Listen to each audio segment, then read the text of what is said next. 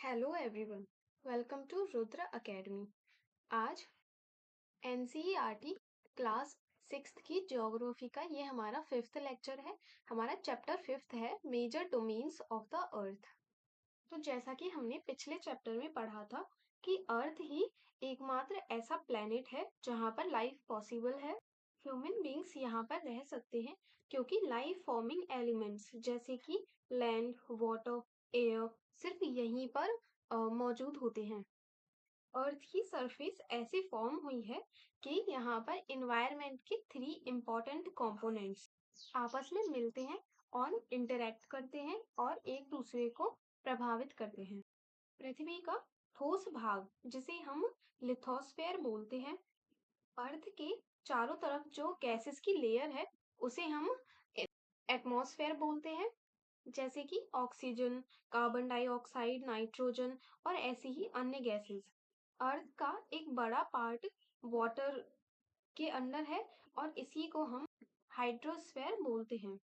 Hydrosphere component में water अपनी सभी फॉर्म्स में मिलता है। वाटर की फॉर्म्स जैसे कि आइस, वाटर और वाटर वेपर। बायोस्फीयर एक लिमिटेड एरिया होता है जहां पर इन्वायरमेंट के ये तीनों कंपोनेंट्स आकर मिलते हैं।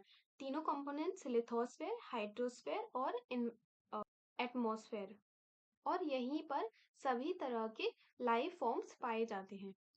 जैसे कि आप इस पिक्चर में देख सकते हैं, लिथोस्फेयर हमारा अर्थ का लैंड एरिया होता है, हाइड्रोस्फेयर वाटर एरिया होता है और एटमॉस्फेयर गैसेस वाला एरिया होता है। और बायोस्फीयर जब ये तीनों चीजें जिस जगह पर मिलती हैं उस एरिया को बोलते हैं और वहीं पर लाइफ पॉसिबल होती है। अब हम इन्वायरमेंट के इन तीनों कंपोनेंट्स के बारे में एक एक करके जानेंगे। सबसे पहला कंपोनेंट हमारा है लिथोस्फेयर। जैसा हमने अभी देखा था कि अर्थ के सॉलिड पार्ट को लिथोस्फेयर कहा जाता है। ये अर्थ क्रस्ट पर स्टोन्स और सॉइल की एक पतली लेयर से बना होता है। इस लिथोस्फेयर में लाइफ सस्टेनिंग एनिमल एलिमेंट्स पाए जाते हैं। अर्थ क्रस्ट को मेनली हम टू पार्ट्स में डिवाइड कर सकते हैं। फर्स्ट होता है कॉन्टिनेंट्स एंड सेकंड होता है ओशन बेसिन्स। जैसा कि आप इस पिक्चर में देख सकते हैं, जो सॉलिड लैंड एरिया है इसको हम कॉन्टिनेंट्स बोलते हैं और जो वाटर एरिया है हम इसे ओशन बेसिन बोलते हैं। आप इस पिक्चर में देख सकते हैं कि ओशन एरिया, सारे ओशंस जो हैं वो आपस में एक दूसरे से जुड़े होते हैं, लेकिन लैंड एरिया जरूरी नहीं है कि वो सारे आपस में जुड़े हों। जैसे नॉर्थ एरिया और साउथ एरिया यूरेशिया और अफ्रीका कॉन्टिनेंट से सेपरेट है, ऐसे ही ऑस्ट्रेलिया पूरे एशिया और बाकी रेस्ट ऑफ कॉन्टिनेंट से सेपरेट है। ओशन बेसिन का आपस में जुड़े होने के कारण जो सी वाटर लेवल है वो हर जगह सेम होता है और इसीलिए धरती पर जब भी हम कोई हाइट मेजर करते हैं तो हम सी लेवल से मेजर करते हैं। सी लेवल को हम जीरो कंसीडर करते हैं। वर्ल्ड का हाईएस्ट पॉइंट माउंट एवरेस्ट सी लेवल से 8,848 मीटर ऊपर है और डीपेस्ट पॉइंट मैरियाना ट्रेंच जो कि पैसिफिक ओशियन में है, इसकी डेप्थ 11,022 है, 22 मीटर है। अब हम सबसे पहले कॉन्टिनेंट के बारे में जानते हैं। अर्थ को हमने 7 मेजर कॉन्टिनेंट्स में डिवाइड करके रखा है और ये कॉन्टिनेंट्स एक दूसरे से ह्यूज वाटर बॉडीज से डिवाइडेड रहते हैं। इन कॉन्टिनेंट्स के नाम हैं Asia, Europe, Africa, north America, south America और ऑस्ट्रेलिया एंड एंटार्क्टिका। आप इस मैप से देख पा रहे होंगे कि सबसे बड़ा एरिया एशियन कॉन्टिनेंट कवर करता है। तो सबसे पहले हम एशियन कॉन्टिनेंट के बारे में जानते हैं। एशियन कॉन्टिनेंट वर्ल्ड का सबसे बड़ा कॉन्टिनेंट है और ये अर्थ का 2/3 लैंड एरिया कवर करता है। एशियन कॉन्टिनेंट नॉर्दर्न हेमिस्फेयर में लाई करता है और ट्रॉपिक ऑफ कैंसर इस कॉन्टिनेंट से होकर पास होता है। यूराल माउंटेन्स जो कि यहाँ पर हैं वो एशियन कॉन्टिनेंट को यूरोपियन कॉन्टिनेंट से सेपरेट करते हैं और यूरोप प्लस एशिया ये दोनों कॉन्टिनेंट को मिलाकर हम यूरेशिया बोलते हैं। सेकंड कॉन्टिनेंट हमारा है यूरोप। ये एशिया के कंपेयर में बहुत ही छोटा है और एशिया के वेस्ट साइड में लाई करता है। आर्कटिक सर्कल इस कॉन्टिनेंट से होकर पास होता है और ये तीनों साइड में वाटर बॉडीज से सराउंड रहता है और इसीलिए इसको ऑफ पेनिनसुला। पेनिनसुला कोई भी वाटर बॉडी जो उस थ्री साइड से, कोई भी लैंड एरिया जो कि थ्री साइड से वाटर बॉडी से कवर्ड रहता है, उसको हम पेनिनसुला बोलते हैं। थर्ड कॉन्टिनेंट हमारा है अफ्रीकन कॉन्टिनेंट। ये एशिया के बाद सेकंड लार्जेस्ट कॉन्टिनेंट है। इक्वेटर या फिर जिसको हम 0 डिग्री लैटिट्यूड भी बोलते हैं, ये इसके मिडिल से होकर पास होता है। आप यहाँ से देखेंगे कि अफ्रीकन कॉन्टिनेंट ही एकमात्र ऐसा कॉन्टिनेंट है जहाँ से ट्रॉपिक ऑफ कैंसर, इक्वेटर और ट्रॉपिक ऑफ कैप्रिकॉर्न तीनों लैटिट्यूड पास होते हैं। सहारा डेजर्ट जो कि दुनिया का सबसे बड़ा हॉट डेजर्ट है, वो इसी कॉन्टिनेंट में पाया जाता है और ये कॉन्टिनेंट को चारों तरफ से वाटर बॉडीज ने कवर करके रखा है।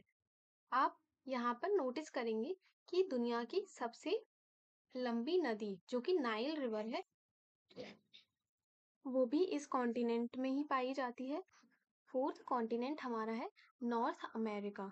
ये एशिया, अफ्रीका, इनके बाद में थर्ड लार्जेस्ट कॉन्टिनेंट है। ये साउथ अमेरिका से इस्थमस ऑफ पनामा इससे कनेक्ट होता है, जैसा कि आप यहाँ पर देख सकते हैं। ये कंप्लीटली नॉर्दर्न हेमिस्फेयर में लाई करता है। नेक्स्ट कॉन्टिनेंट हमारा है साउथ अमेरिकन कॉन्टिनेंट। ये कॉन्टिनेंट मोस्टली साउदर्न हेमिस्फेयर में लाई करता है। वर्ल्ड की longest mountain range Andes mountain इसी कॉन्टिनेंट में पाई जाती है। ये एंडीज का साउथ टू नॉर्थ पूरा एरिया कवर करती है। साथ ही वर्ल्ड की सबसे बिगेस्ट और लार्जेस्ट रिवर जो कि अमेजन रिवर है, वो भी इसी कॉन्टिनेंट में लाई करती है। नेक्स्ट कॉन्टिनेंट हमारा है ऑस्ट्रेलियन कॉन्टिनेंट। नेक्स्ट कॉन्टिनेंट हमारा है ऑस्ट्रेलियन कॉन्टिनेंट। ये सबसे स्मॉलेस्ट कॉन्टिनेंट है और जैसा आप इस पिक्चर में देख सकते हैं कि ये चारों तरफ से वाटर से कवर्ड है और इसीलिए हम इसको आइलैंड कॉन्टिनेंट भी बोलते हैं। नेक्स्ट कॉन्टिनेंट हमारा है एंटार्क्टिका कॉन्टिनेंट।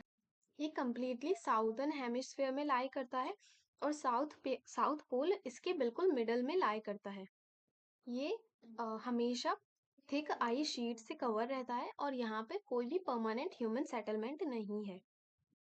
हालांकि मेजर कंट्रीज के रिसर्च स्टेशंस यहाँ पर होते हैं। इंडिया का मैत्री और भारतीय रिसर्च स्टेशन एंटार्क्टिका कॉन्टिनेंट में है। नेक्स्ट लिथोस्फेयर का पार्ट हमारे पास है हाइड्रोस्फेयर।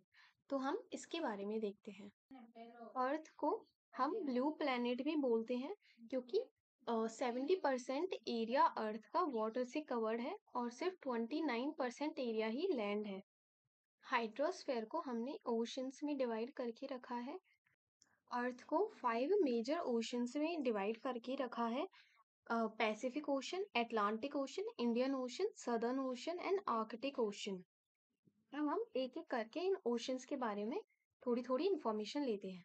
पैसिफिक ओशन सभी ओशंस में सबसे बड़ा है और ये अर्थ का 1/3 वाटर एरिया कवर करता है। ये ओशन बिल्कुल सर्कुलर शेप में है और डीपेस्ट पार्ट जो कि मैरियाना ट्रेंच है, ये इसी ओशन में लाई करता है। आप यहाँ से देखेंगे कि north America, south America, Australia और एशियन कॉन्टिनेंट इस ओशन को सराउंड करते हैं। नेक्स्ट ओशन हमारे पास है अटलांटिक ओशन। ये सेकंड लार्जेस्ट ओशन है और ये ओशन एस शेप में है। इस पिक्चर से, इस मैप से आप देख सकते हैं कि अटलांटिक ओशन के वेस्ट साइड में नॉर्थ और साउथ अमेरिका है और ईस्ट साइड में यूरोप और अफ्रीका है। अटलांटिक ओशन की कोस्ट लाइन बहुत ही इंडेंटेड होती है। इंडेंटेड मतलब इरेगुलर, और इसी वजह से यह आइडियल लोकेशन है नेचुरल हार्बर्स के लिए और इसीलिए ये बिजनेस और कॉमर्स की दृष्टि से बिजिएस्ट ओशन है। नेक्स्ट ओशन हमारा है इंडियन ओशन। इंडियन ओशन सभी ओशंस में एकमात्र ओशन है जो कि एक कंट्री के नाम पर रखा गया है, इंडिया। इंडियन ओशन लगभग ट्रायंगुलर शेप में है। इंडियन ओशन नॉर्थ में इंडिया इंडियन सब कॉन्टिनेंट से सराउंडेड है। ईस्ट में ऑस्ट्रेलिया और वेस्ट में अफ्रीकन कॉन्टिनेंट इसको सराउंड करते हैं। नेक्स्ट ओशन हमारे पास है southern ocean. Southern ocean Antarctica ocean को सराउंड करता है और नॉर्थ में 60 डिग्री साउथ लैटिट्यूड तक एक्सटेंडेड होता है। नेक्स्ट ओशन हमारे पास है आर्कटिक ओशन। ये आर्कटिक सर्कल में लाई करता है और नॉर्थ पोल को सराउंड करता है। आप यहाँ पर देख पा रहे होंगे कि इस नैरो वाटर बॉडी से ये पैसिफिक ओशन से कनेक्ट होता है और इसी नैरो पैसेज को हम बेरिंग स्ट्रेट बोलते हैं। तो हमने देखा कि लिथोस्फेयर के दो पार्ट्स होते हैं, एक continents and second ocean basins. इसके बाद हम एनवायरनमेंट का सेकंड कंपोनेंट देखते हैं जो कि है एटमॉस्फेयर। तो हमारी पृथ्वी चारों ओर से गैस की एक परत से घिरी हुई है जिसे एटमॉस्फेयर कहा जाता है। एटमॉस्फेयर हमें ऑक्सीजन गैस प्रोवाइड करता है जो कि ह्यूमन लाइफ के लिए बहुत इसेंशियल गैस है। साथ ही ये अर्थ की हार्मफुल यूवी रेज से भी हमारी अर्थ की प्रोटेक्शन करता है। एटमॉस्फेयर अर्थ से 1600 किलोमीटर की ऊंचाई तक फैला होता है। एटमॉस्फेयर को हमने 5 डिफरेंट लेयर्स में डिवाइड करके रखा है। ये डिवीजन टेम्परेचर और अदर प्रॉपर्टीज के बेसिस पे होता है। ये 5 लेयर्स हैं: troposphere, stratosphere, mesosphere, thermosphere and exosphere. Atmosphere mainly oxygen और नाइट्रोजन गैस का बना होता है। ये दोनों गैसें मिलके एटमॉस्फेयर की गैसेस का 99% फॉर्म करती हैं और बाकी 1% अदर गैसेस होती हैं जैसे कि carbon dioxide, argon.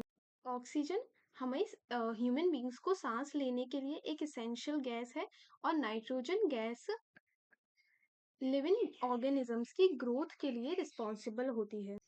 Carbon dioxide हालांकि बहुत खासियत ये होती है कि ये हीट को एब्जॉर्ब करती है और इसी की वजह से हमारा प्लेनेट गर्म रहता है जिससे कि ह्यूमन बींग्स यहाँ पर एक लिविंग एनवायरनमेंट में रह सकते हैं। कार्बन डाइऑक्साइड प्लांट्स की ग्रोथ के लिए भी बहुत इसेंशियल है। ये प्लांट्स में होने वाली फोटोसिंथेसिस प्रोसेस में एक बहुत ही इसेंशियल कंपोनेंट होते हैं। ऊंचाई के हिसाब से एटमॉस्फेयर की डेंसिटी अलग अलग होती जाती है। डेंसिटी हाइट के इन्वर्सली प्रोपोर्शनल होती है। तो सी लेवल पर अर्थ की एनवायरनमेंट की डेंसिटी सबसे ज्यादा होती है और जैसे जैसे हम ऊपर जाते हैं ये डेंसिटी कम होती जाती है। आपने कभी देखा होगा कि जो पर्वतों पर या पहाड़ों पर चढ़ते हैं वो अपने साथ में ऑक्सीजन सिलेंडर्स कैरी करते हैं। वो इसीलिए करते हैं क्योंकि ऊंचे पहाड़ों पर जाकर डेंसिटी कम हो जाती है और जिसकी वजह से उन्हें सांस लेने में दिक्कत होती है। तो हमने शुरू में देखा था कि बायोस्फेयर अर्थ का वो नैरो जोन होता है जहां पर अर्थ के एनवायरनमेंट के तीनों कंपोनेंट्स आकर मिलते हैं। इसको जोन ऑफ लाइफ भी बोलते हैं। बायोस्फीयर में बहुत ही डाइवर्स तरह की लाइफ पाई जाती है और ये सभी लाइफ फॉर्म्स या लिविंग ऑर्गेनिजम्स एक दूसरे से कनेक्टेड रहते हैं। बायोस्फीयर में पाए जाने वाले ऑर्गेनिज्म को हम मेनली 2 पार्ट्स में डिवाइड करते हैं, एक प्लांट किंगडम और दूसरा एनिमल किंगडम।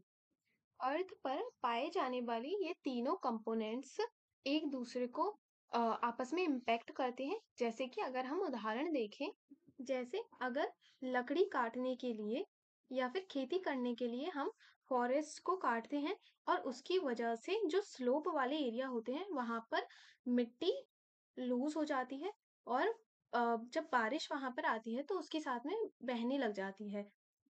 हमने देखा था कि कार्बन डाइऑक्साइड अर्थ पर लाइफ के लिए एक इसेंशियल गैस है, लेकिन कार्बन डाइऑक्साइड का एक फीचर होता है कि ये हीट को ट्रैप करती है।